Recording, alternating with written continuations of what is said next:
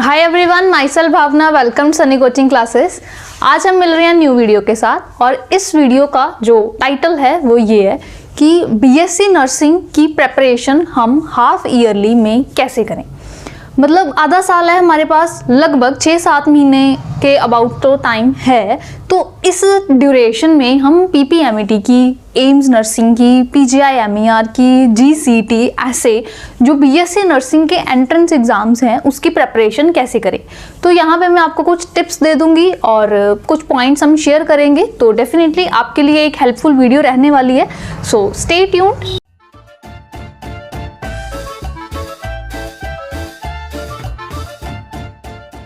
चलो शुरू करते हैं वीडियो। तो मैं आपके साथ कुछ पॉइंट्स डिस्कस करना चाहती हूँ। देखो, 2-3 बातें हैं। पहली बात तो ये है कि आप अपने बोर्ड्स में कर रहे हैं, मतलब अभी आपके बोर्ड्स के एग्जाम्स होने वाले हैं मार्च अप्रैल के करीब, और साथ में आप बीएससी नर्सिंग की प्रेपरेशन कर रहे हैं। तो पहले मैं उन स्टूडेंट्स को टारगेट कर लेती हूँ। तो जो बोर्ड्स वाले बच्चे हैं, जिन्होंने अभी बोर्ड्स भी देने हैं और साथ में बीएससी नर्सिंग भी करना चाहते हैं, क्लियर सेम ईयर में चाहते हैं और वो ड्रॉप भी नहीं लेना चाहते, तो उनको मेहनत करनी पड़ेगी, थोड़ी सी ज़्यादा मेहनत करनी पड़ेगी। पहली बात तो बोर्ड्स में और जो एंट्रेंस की तैयारी है उसमें एक जो लेवल है ना, जो एक सिमिलैरिटी है वो थोड़ी सी लेके आओ। अभी ये जो ड्यूरेशन है इसमें वैसे तो आपको बोर्ड्स के लिए प्रॉपरली करनी चाहिए तैयारी, और साथ साथ में एंट्रेंस की भी करनी चाहिए। अब इसका क्या मीनिंग निकल के आता है कि बोर्ड्स के लिए जो भी आप चैप्टर प्रिपेयर कर रहे हो वो सेम चैप्टर जो है वो आप थ्योरी में अच्छे तरीके से कर रहे हो बोर्ड्स के लिए, उसी के ऑब्जेक्टिव क्वेश्चंस की प्रैक्टिस अच्छे से करते रहो एंट्रेंस के लिए। मतलब आप सेम चैप्टर को दोनों वेज में कर लो। तो इससे क्या होगा, आपकी जो फिजिक्स, केमिस्ट्री और बायोलॉजी है वो प्रिपेयर कुछ होने लग जाएंगे। 50% के भी कमी होएगी ये चीज़ प्रिपेयर, हालांकि, पर चलो something is better than nothing वाली चीज़ है। पर इसके साथ साथ आप कहोगे कि हमारा +1 रह गया, क्योंकि नर्सिंग एंट्रेंसेस में तो +1 का भी आता है। एंड सेकेंडली, जो क्वेश्चंस आपको बोर्ड्स में आते हैं ऑब्जेक्टिव, और जो क्वेश्चंस यहाँ पे एंट्रेंस में आते हैं वो भी सेम लेवल के नहीं होते। जो आप बच्चों की जो प्रीवियसली कर चुके हैं एग्जाम्स क्लियर, उनकी भी अगर इंटरव्यूज देखते हो तो वो भी ये सेम चीज़ कहते हैं कि एग्जाम, आप कहोगे कि जो बोर्ड्स में ऑब्जेक्टिव क्वेश्चंस आते हैं और जो एंट्रेंस में ऑब्जेक्टिव क्वेश्चंस आते हैं वो सेम नहीं होते, बहुत फर्क होता है। बोर्ड्स में क्वेश्चंस बिल्कुल सीधे सीधे होते हैं अगर ऑब्जेक्टिव की बात करें, और बोर्ड्स में आप लॉन्ग आंसर टाइप भी अटेम्प्ट करते हो, बल्कि यहाँ पे आपने लिखना कुछ नहीं है, सब्जेक्टिव क्वेश्चंस नहीं होते, यहाँ पे ऑब्जेक्टिव क्वेश्चंस होते हैं और थोड़े ट्रिकी क्वेश्चंस होते हैं। सिंपल भी होते हैं, मीडियम भी होते हैं, ट्रिकी भी होते हैं। वहाँ पे ज़्यादातर आप थोड़े सिंपल लेवल के ही करते हो। तो दोनों तरीके की प्रेपरेशन जो है वो आप स्टार्ट कर दो, ठीक है। और भी पॉइंट्स अभी मैं आपके साथ शेयर करूंगी। अब मैं दूसरे बच्चों की बात कर लेती हूँ जो कि हैं हमारे मतलब जिन्होंने ड्रॉप लिया हुआ है। वो ड्रॉप जो है वो चाहे आपने किसी भी कोर्स के लिए लिया हुआ है, मतलब नर्सिंग आपका टारगेट नहीं भी है, आपका टारगेट कुछ और भी है, तब भी आप इसको थोड़ा ध्यान दो। देखो, अगर आपने टारगेट लिया है ना कि हमने नीट के लिए जैसे ड्रॉप लिया, तो मैं आप लोगों को ये पॉइंट क्लियर कर दूं कि जो नीट है और जो बीएससी नर्सिंग के एंट्रेंस एग्जाम्स हैं वो सेम नहीं होते, अलग अलग होता है। नीट जो है वो टिपिकली, अगर आप जैसे नीट का जो प्रिस्क्राइब्ड सिलेबस है आप उसी के पैटर्न के अकॉर्डिंग चलोगे, बल्कि अगर आप बीएससी नर्सिंग की प्रिपरेशन कर रहे हो तो फिर आपने नीट को सिलेबस को ब्लाइंडली फॉलो नहीं करना होता। ये सिर्फ मैं नहीं कह रही, जो बच्चे एग्जाम्स क्लियर कर चुके हैं, टॉप रैंक्स ले चुके हैं, अपनी एडमिशन छोड़ो अपना कोर्स भी कंप्लीट कर चुके हैं बीएससी नर्सिंग का, वो भी ये बात कहते हैं।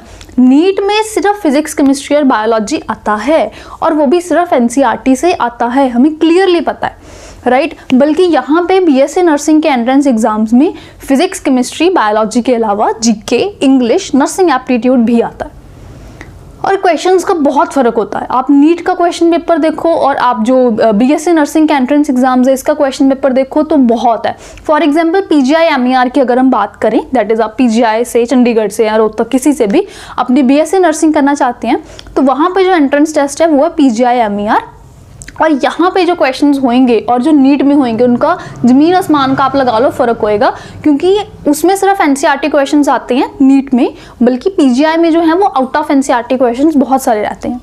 फिर बच्चे कंफ्यूज हो जाते हैं कि आउट ऑफ एनसीईआरटी क्वेश्चंस हमने करने हैं तो वो तो हमें पढ़े ही नहीं थे, या बच्चे अगर आप सिर्फ नीट की तैयारी के साथ चले जाओगे तो आपको ये लगेगा कि भाई हमने तो कुछ खास किया ही नहीं है ना, हमारे हाथ में तो बहुत कम चीज़ रह गई है, क्योंकि आउट ऑफ टेक्स्ट जो है उसकी एग्जाम्पल्स होगी, उसके रिलेटेड फार्मूले बेस्ड न्यूमेरिकल्स हो गए ना, जो क्वेश्चंस हैं वो उस पार्ट में से भी रहते हैं, तो उसकी तैयारी आप जरूर करो। तो अब हम आ जाते हैं कुछ कॉमन पॉइंट्स पे।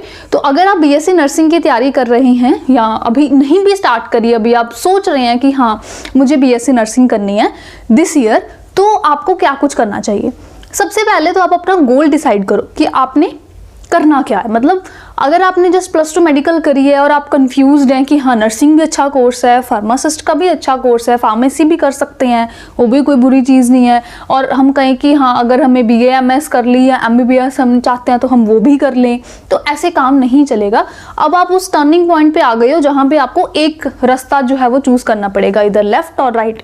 आप दोनों डायरेक्शंस में साइमल्टेनियसली नहीं जा सकते। आप कहो कि मैं MBBS में भी चला जाऊँ और मैं नर्सिंग में भी चला जाऊँ और मैं साथ में फार्मेसी में भी चला जाऊँ, ये चीज़ नहीं पॉसिबल। हाँ आप कर सकते हैं बट 1 by 1 ना, ये नहीं कि मतलब एक ही बार आप इकट्ठे नहीं जा सकते। नर्सिंग कर लो पहले, फिर फार्मेसी का मन है तो फिर वो कर लेना, इन केस, जो कि बहुत रेयर लोग ऐसे करते हैं। तो अभी सबसे पहले आप अपना प्रोफेशन सेलेक्ट करो कि आप लेट्स से आज से 10 साल बाद या 8 साल बाद या 15 साल बाद आप अपने आप को कहाँ देखते हो। जहाँ पर भी देखते हो उसी के अकॉर्डिंग अपना जो प्रेपरेशन है उसको स्टार्ट कर दो, ठीक है। आप बिल्कुल भी ये मत सोचो कि हाँ भाई नीट जो है वो नेशनल लेवल का है तो हम उसी की तैयारी करेंगे तो काम चल जाएगा, ऐसा नहीं होता। जैसे PGI MER की बात करें तो वहाँ पे भी बच्चे किसी एक स्टेट से नहीं सभी स्टेट्स में से आते हैं, ठीक है। अगर हम GCET की बात करें तो गवर्नमेंट मेडिकल कॉलेज का एक एंट्रेंस टेस्ट है, चंडीगढ़ में आई है, और उसका अपना टेस्ट है, उसमें भी चंडीगढ़ वाले बच्चे भी होते हैं और जो चंडीगढ़ के अलावा अदर स्टेट्स वाले बच्चे हैं वो भी होते हैं। तो कंपटीशन यहाँ पर भी काफ़ी रह जाता है, ठीक है। ऐसे PPMET जो है वहाँ पे भी कंपटीशन काफ़ी ज़्यादा रहता है। तो कंपटीशन हर जगह है। आप अपना गोल डिसाइड कर लो सबसे पहले, आप क्या बनना चाहते हो। लेट्स से आप BSc नर्सिंग करना चाहते हो, ठीक हो गया बात, अच्छा डिसीजन हो गया। सेकेंड पॉइंट, उसका सिलेबस क्या है। Go for the syllabus, check it out thoroughly. Syllabus देखो अच्छे तरीके से, पूरा A to Z फॉलो करो, एक एक वर्ड रीड करो, क्या आना है क्या नहीं आना, कैसे आना है कैसे नहीं आना, ठीक है। फिर थर्ड पॉइंट आ जाओ कि उसमें किस टाइप के क्वेश्चंस आ रहे हैं। मीन्स क्वेश्चंस का एनालिसिस हम कह सकते हैं, प्रीवियस ईयर्स को एनालिसिस करके या बच्चों को सुन के या एक्सपीरियंस करके कि हाँ किस तरह का मतलब लेवल क्या है एग्ज़ाम का, level of examination, it's easy, moderate, tough, है ना। जो बच्चों के रिव्यूज़ हैं या प्रीवियस ईयर क्वेश्चंस को देखते हुए आप उस चीज़ को फॉलो करो, ये चीज़ बहुत हेल्पफुल रहेगी आपके लिए। फिर नेक्स्ट चीज़ आ जाओ अपनी प्रिपरेशन पे, मतलब अपना स्टडी प्लान डिसाइड करो। आप 2 to 3 आवर्स ईच सब्जेक्ट को देना शुरू करो, फिर आप उसमें थ्योरी भी पढ़ो, क्वेश्चंस भी करो, है ना, और उसकी प्रैक्टिस करो जितनी मैक्सिमम आप कर सकते हो, as maximum as you can, जितनी ज़्यादा कर सकते हो उतनी करो, बिकॉज ये क्रिटिकल टाइम पीरियड है। एक बार ये पीरियड हाथ से निकल गया, अभी अगर आप सीरियस होकर तैयारी करनी ना शुरू करिए, आपको पता भी नहीं चलेगा, कैसे ही आप आई ब्लिंक करोगे और जस्ट मई स्टार्ट हो गया, जून स्टार्ट हो गया, एग्ज़ाम हो गया, ख़त्म हो गया, रिजल्ट आ गया, चलो भाई, तो फिर कुछ नहीं रह जाएगा आपके हाथ में। तो अभी ही है आपके लिए बिल्कुल सही समय अपना जो गोल है उसकी तरफ आगे बढ़ने का, ठीक है। तो अपना एक शेड्यूल डिसाइड करो कि क्या बनना चाहते हो। BSc नर्सिंग अगर करनी है तो वैसे तो BSc नर्सिंग करनी है तो आपको सारे रास्ते ओपन करने चाहिए।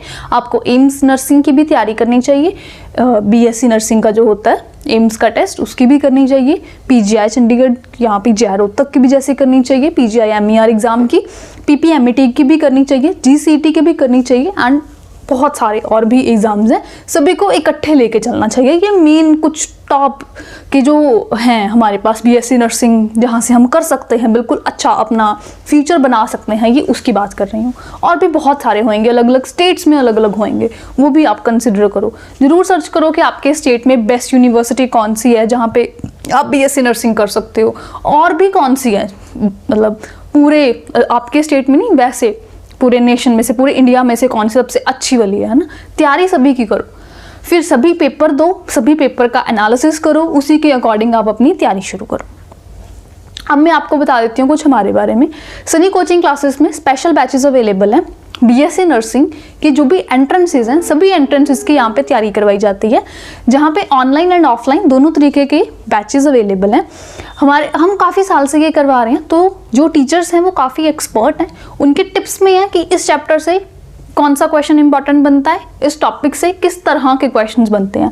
अब अपने टीचर को कोई भी एक टॉपिक दो कि हाँ इसमें से किस टाइप के क्वेश्चंस इस एग्जाम में आएंगे, वो साथ के साथ आपको इंस्टेंटेनियस ही रिप्लाई करेंगे कि ये मतलब जो भी 5, 7, 10 जितने भी क्वेश्चंस पॉसिबल हैं ये बनते हैं। और यही सबसे ज़्यादा डाउट होता है बच्चों का कि इसमें से क्वेश्चन क्या आएगा। थ्योरी सबके पास है, बुक सबके पास है, बट क्वेश्चंस कैसे बनने हैं वो चीज़ जानना आपके लिए सबसे ज़रूरी है। और यहाँ पे बिल्कुल आपको प्रिसाइज स्टडी मटेरियल मिलेगा।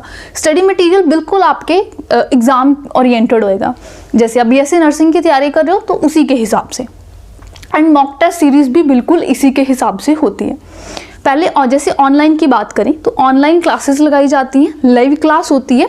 कोई भी चीज़ ऐसे नहीं कि आपकी मिस हो गई, जो भी मिस हुआ है आपको क्लासेस में ही करवाया जाएगा, लाइव क्लास में बिल्कुल करवाया जाएगा। आपको बच्चे को कोई भी डाउट है आप साथ के साथ अपने टीचर को मैसेज करके पूछ सकते हो।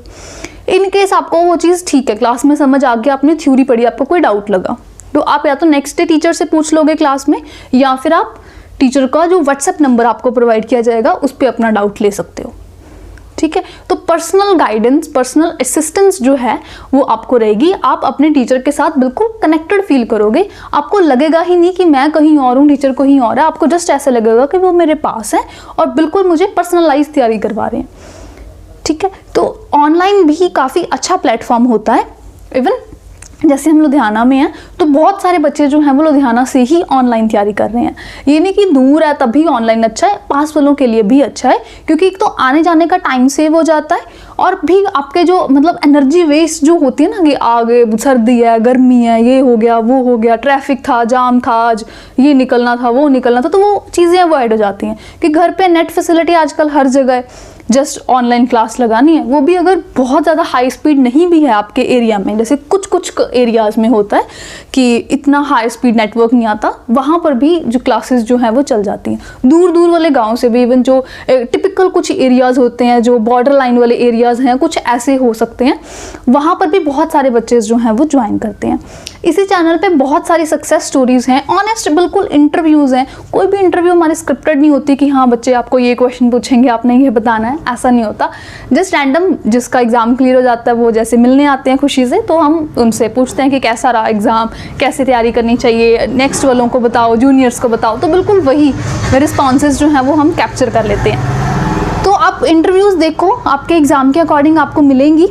एम्स जिन्होंने क्लियर किया है, PPMIT जिन्होंने क्लियर किया है, या PGI जिन्होंने किया है, GCT और भी बहुत सारे, तो आपको ज़रूर आपको कुछ ना कुछ क्या बहुत सारी चीज़ें हेल्पफुल होंगी। किस तरह का एग्ज़ाम है, देखो मेरे से बेहतर वो बच्चा बता सकता है जो जस्ट पेपर दे के आया है, तो आप उसके रिस्पॉन्स को ज़रूर देखो, आपको ज़रूर पता चलेगा कि हाँ ये चीज़ करनी चाहिए, ये चीज़ नहीं करनी चाहिए। लाइव क्लासेस में करवाया जाएगा, आपको कोई डाउट है, डाउट क्लियरेंस रहेगी, थ्योरी क्वेश्चंस पूरा स्टडी मटेरियल रहेगा। 6 के 6 सब्जेक्ट्स आपके physics, chemistry, bio, English, GK, nursing aptitude सारे कवर करवाए जाएंगे। एंड पे मॉक टेस्ट सीरीज भी करवाई जाएगी, वो इसी कोर्स में इंक्लूडिंग रहेगा, उसके कोई एक्स्ट्रा नहीं आपको पे करना पड़ेगा। जो भी कोर्स है उसी में ही आपको इंक्लूडिंग रहेगा कि हाँ आपको मॉक टेस्ट सीरीज भी करवाई जाएगी। ये इस कोर्स जो हाफ ईयरली कोर्स है मैं इसकी बात कर रही हूँ। तो मॉक टेस्ट में क्या मीनिंग क्या होता है कि फुल सिलेबस में से मिक्स्ड क्वेश्चन होते हैं जो आप प्रैक्टिस करते हो, तो आपको एक आइडिया हो जाता है कि हाँ मेरा स्कोर कितना बन रहा है, और ये सबसे ज़्यादा ज़रूरी होते हैं। इससे आपको एक एग्जैक्ट मिल जाता है कि हाँ ये चैप्टर्स मेरे वीक हैं, ये पॉइंट्स मेरे वीक हैं, इसको मैंने रिपीट में प्रैक्टिस करनी है। ठीक है, और क्लासेस में भी आपको मॉक टेस्ट फिर करवाए जाएंगे। और हमारा एक और प्लस पॉइंट है वो ये है कि हम ना कि सिर्फ आपको एग्ज़ाम तक बल्कि एग्ज़ाम के बाद भी गाइडेंस देते हैं। पहले तो एग्ज़ाम तक हो गया कि हाँ तैयारी कैसे करें, कैसा पेपर रहेगा, क्या करना है, डूज एंड डोंट्स जैसे। फिर एग्ज़ाम के बाद भी एडमिशन कैसे होनी है, कौन सा फॉर्म फिल करें, ये फॉर्म फिल करें कि नहीं, ये मिस्टेक ना हो जाए, ये कैसे करें, वो कैसे करें, बहुत सारे डाउट्स होते हैं बच्चों के, ये करना चाहिए कि नहीं, वो करना चाहिए कि नहीं, तो वो भी आपके सॉल्व किए जाएंगे। मतलब हम अपने बच्चों को ये कहते हैं जिसने भी ज्वाइन किया होता है कि भाई आप हमारे साथ सिर्फ एग्ज़ाम तक नहीं बल्कि जब तक आपको आपके कॉलेज में एडमिशन नहीं मिल जाती तब तक हम आपकी गाइडेंस के लिए हमेशा अवेलेबल रहेंगे, और हम रहते भी हैं। ठीक है, तो अगर आप हमें ज्वाइन करना चाहते हैं तो इस डिस्प्ले नंबर पे कांटेक्ट कर सकते हैं। आई होप ये वीडियो हेल्पफुल रही होगी, और भी बहुत सारी वीडियोस हैं इसी चैनल पे, आप प्लीज़ चेक कीजिए, आपको मिल जाएंगी। So thank you for watching the video, bye bye, good luck.